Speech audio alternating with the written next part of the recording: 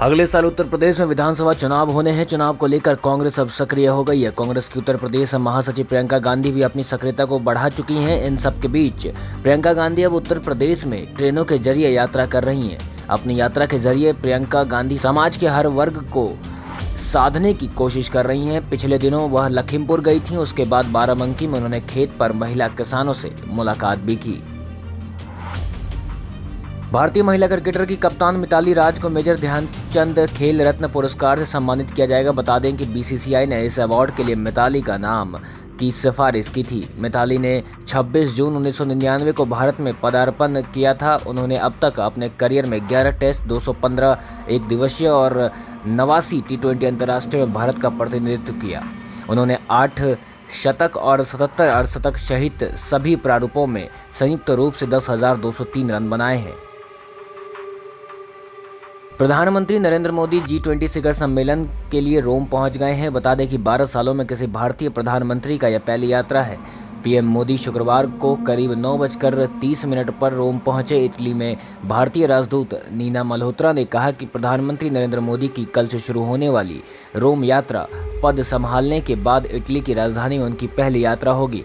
यह लगभग 12 वर्षों में किसी भारतीय प्रधानमंत्री का पहला रोम यात्रा होगा।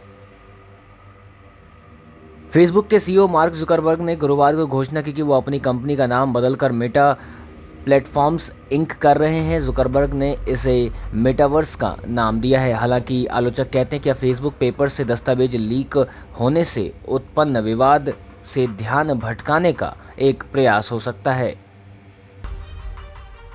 सरकार के भारतीय रिजर्व बैंक के गवर्नर शक्तिकांत दास को दिसंबर 2024 तक के लिए 3 वर्ष का सेवा विस्तार दिया गया है।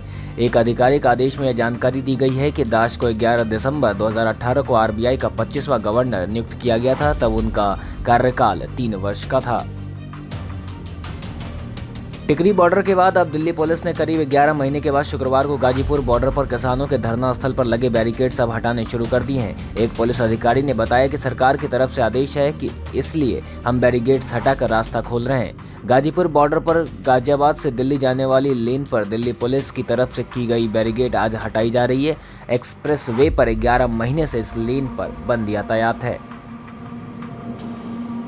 भारत में कोरोना वायरस के मामलों में उतार चढ़ाव जारी है। गुरुवार की तुलना में आज कोरोना वायरस के मामलों में 11% की कमी देखी गई। स्वास्थ्य मंत्रालय के आंकड़ों की माने तो भारत में बीते 24 घंटों में कोरोना वायरस के 14,348 नए केस सामने आए, मगर मौत की संख्या में बड़ा इजाफा देखने को मिला।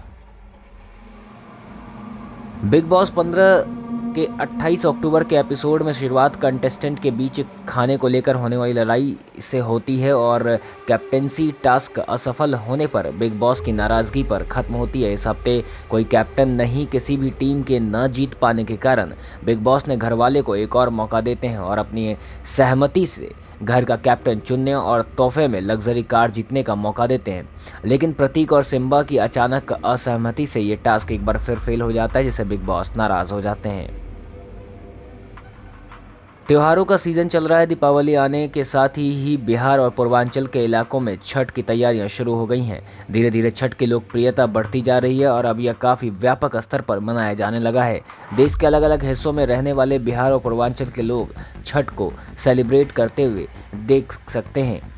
इस छठ पर सोनू निगम और पवन सिंह मिलकर धमाल कर सकते हैं और अपने फैन को और भी मज़ेदार बना सकते हैं।